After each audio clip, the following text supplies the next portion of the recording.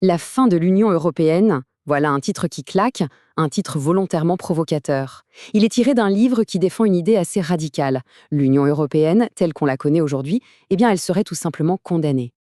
Et voilà la phrase choc, le cœur de la thèse des auteurs, Coralie Delhomme et David Kayla.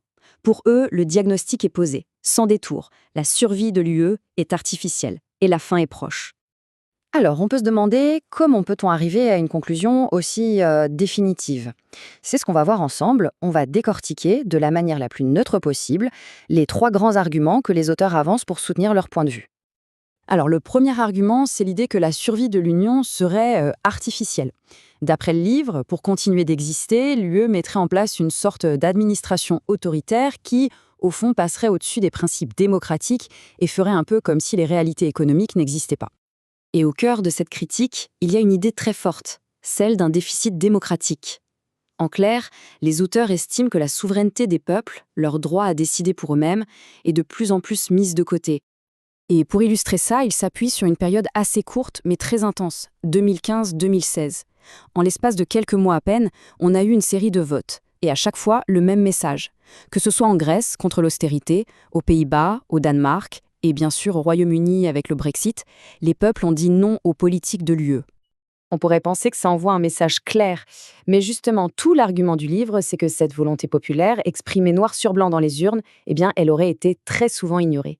Il donne des exemples très concrets. On se souvient du référendum de 2005 en France, un non massif qui a été, selon eux, contourné via le traité de Lisbonne, ou encore la Grèce en 2015, 61% des Grecs rejettent l'austérité, et pourtant, quelques jours plus tard, le gouvernement cède sous la pression et accepte le plan. Du coup, la question qui se pose, c'est qui décide vraiment?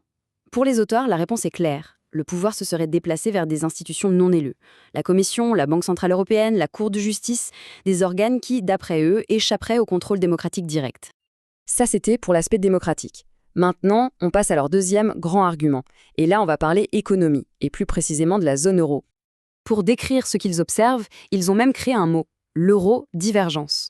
L'idée, c'est que l'euro, au lieu de rapprocher les économies, agirait en fait comme une machine à les éloigner, à creuser les écarts entre les pays. En gros, leur analyse dépeint une Europe à deux vitesses. D'un côté, il y aurait un noyau, mené par l'Allemagne, pour qui l'euro est une monnaie faible, ce qui booste les exportations. Et de l'autre, les pays du Sud, qui se retrouvent avec une monnaie trop forte pour eux, ce qui plombe leur compétitivité et crée des déficits. Et l'exemple parfait pour illustrer cette théorie de l'euro-divergence, l'exemple presque caricatural, c'est bien sûr la crise grecque. Les auteurs décrivent un engrenage implacable en 4 temps. D'abord, la supervision de la Troïka. Ensuite, la résistance du peuple grec par référendum. Puis, la pression énorme de la BCE qui menace de couper les vivres. Et enfin, la capitulation du gouvernement. Pour eux, c'est la démonstration que la force institutionnelle a primé sur le choix démocratique. Et le résultat de tout ça? Eh bien, les chiffres parlent d'eux-mêmes.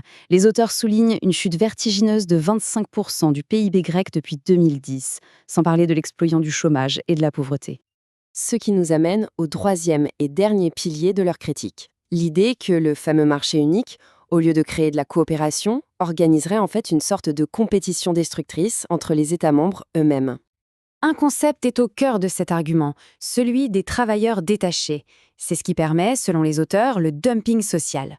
En clair, on met en concurrence des travailleurs qui n'ont pas les mêmes coûts sociaux, ce qui tire inévitablement les conditions de travail et les salaires vers le bas. Et ce n'est pas tout. Cette même logique de concurrence s'appliquerait aux impôts. C'est le dumping fiscal. Des pays comme l'Irlande ou le Luxembourg pratiquent des taux d'imposition sur les sociétés extrêmement bas pour attirer les entreprises et donc les recettes fiscales qui devraient aller à leurs partenaires européens. Alors, quelles sont les conséquences? Fuite des cerveaux des pays du Sud vers ceux du Nord, dumping social, dumping fiscal.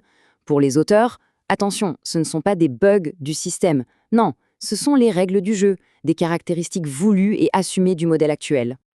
Bon, après ce tableau assez sombre, on peut se demander s'il y a une alternative. Et oui, les auteurs ne se contentent pas de critiquer, ils proposent une autre vision pour l'Europe.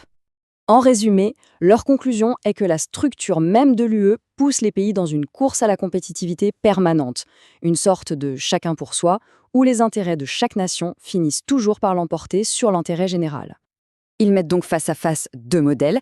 D'un côté, le modèle actuel de l'UE, très intégré, avec des règles uniformes pour tout le monde, et de l'autre, un modèle qu'ils appellent intergouvernemental, plus souple, une coopération entre pays souverains sur des projets précis au cas par cas.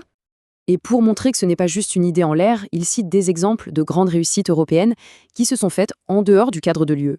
Pensez à Airbus, au CERN pour la recherche nucléaire ou à l'Agence spatiale européenne. Des coopérations à la carte qui ont formidablement bien marché. Et c'est sur cette question que le livre nous laisse. Une question ouverte, assez vertigineuse. Cette course à la compétitivité est-elle vraiment le seul chemin possible pour l'Europe? Ou est-ce qu'une autre forme de coopération différente serait non seulement possible, mais peut-être même nécessaire?